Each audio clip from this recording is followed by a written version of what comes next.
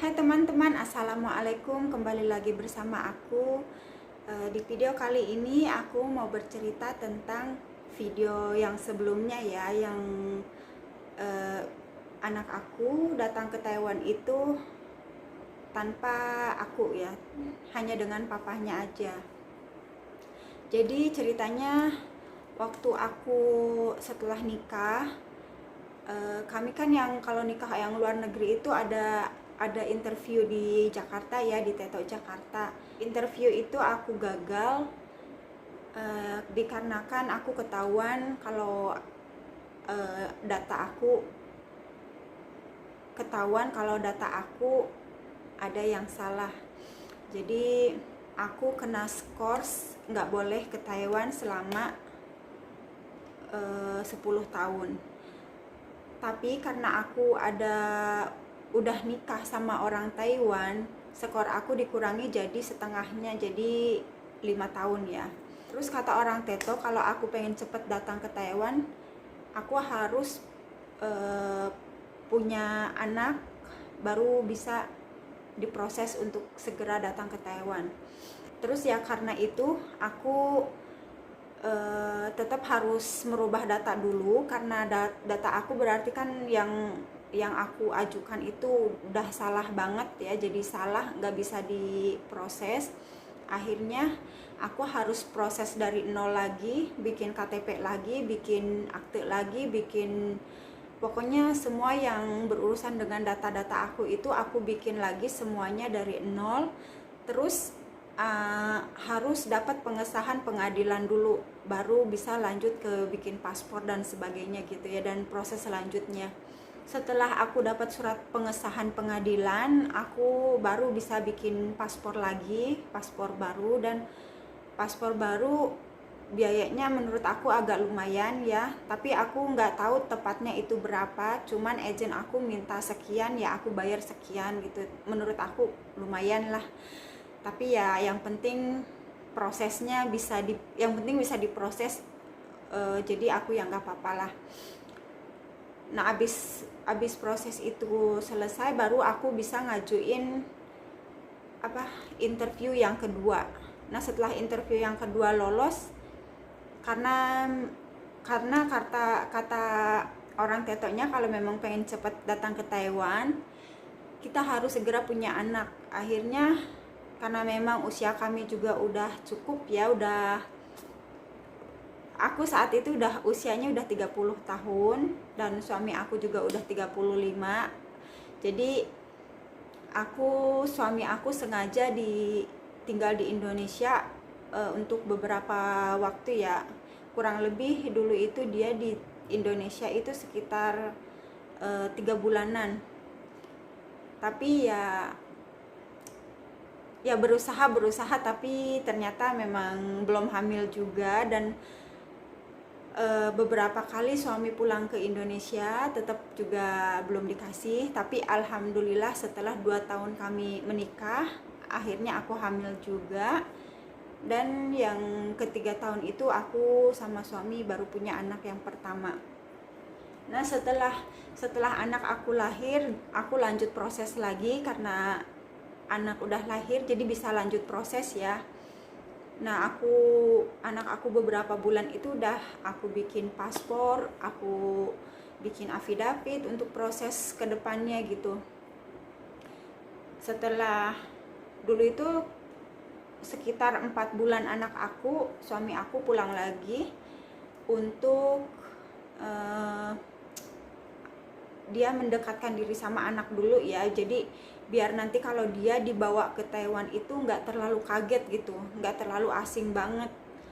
Ternyata walaupun suami aku udah di Indonesia, udah nemenin anak aku selama 1 bulan, tetap aja anakku mungkin merasa asing ya, apalagi di pesawat juga, baru pertama kali naik pesawat.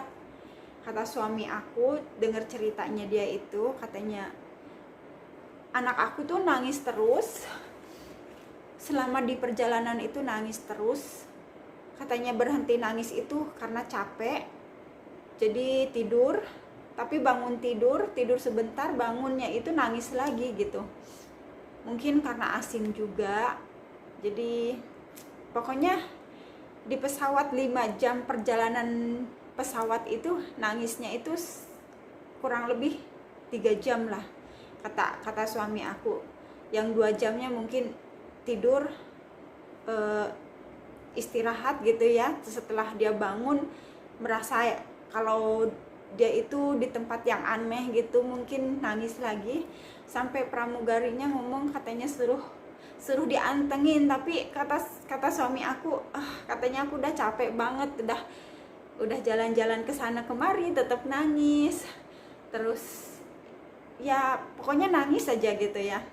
Sampai aku pikirnya kasihan banget suami aku di perjalanan seharian full ya, dari Indonesia sampai Taiwan itu, mungkin nyampe rumah itu tengah malam ya, tengah malam Taiwan. Di Taiwannya itu udah tengah malam.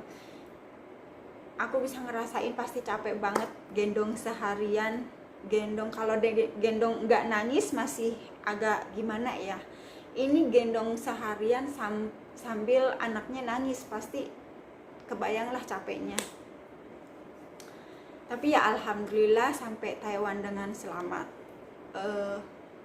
Terus aku dan suami aku setelah nyampe ke Taiwan lagi itu proses untuk aku ya, untuk menarik ibunya dari Indonesia datang ke Taiwan.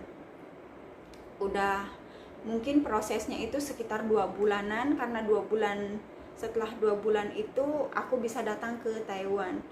Dan saat itu ya, setelah aku bisa segera datang ke Taiwan, aku udah gak mikir Lebaran Idul Adha. Karena memang pas aku mau datang ke Taiwan itu beberapa hari lagi sebenarnya Lebaran Idul Adha ya. Cuman aku udah terlalu kangen sama anakku ya. Jadi aku nggak ikut Lebaran Idul Adha dulu. Aku langsung aja ke Taiwan gitu. Langsung nggak apa-apa lah, nggak ikut Lebaran Idul Adha.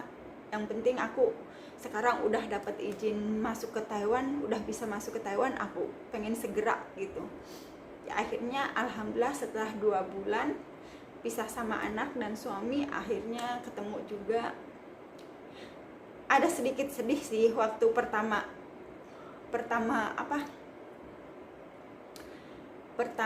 aku lihat anakku lagi, dia tuh nggak mau aku gendong. Mungkin dia lupa, mungkin udah kayaknya asing mungkin ya. Pokoknya dia tuh nggak mau sama aku. Aku tuh hati aku kayaknya gimana gitu. Tapi ya alhamdulillah ya, namanya juga ibu sama anak ya, mungkin pertamanya aja asing gitu. Jadi nggak mau, tapi ya kesananya sih ya alhamdulillah biasa lagi. Nah itu dia teman-teman cerita tentang video yang sebelumnya ya. Mungkin ada yang nggak jelas, kok kenapa ibunya nggak ikut gitu ya, ceritanya seperti itu. Terima kasih teman-teman yang udah subscribe channel ini, terima kasih banyak. Dan yang belum, jangan lupa untuk di like, komen, dan subscribe. Terima kasih, sampai jumpa di video selanjutnya. Bye bye.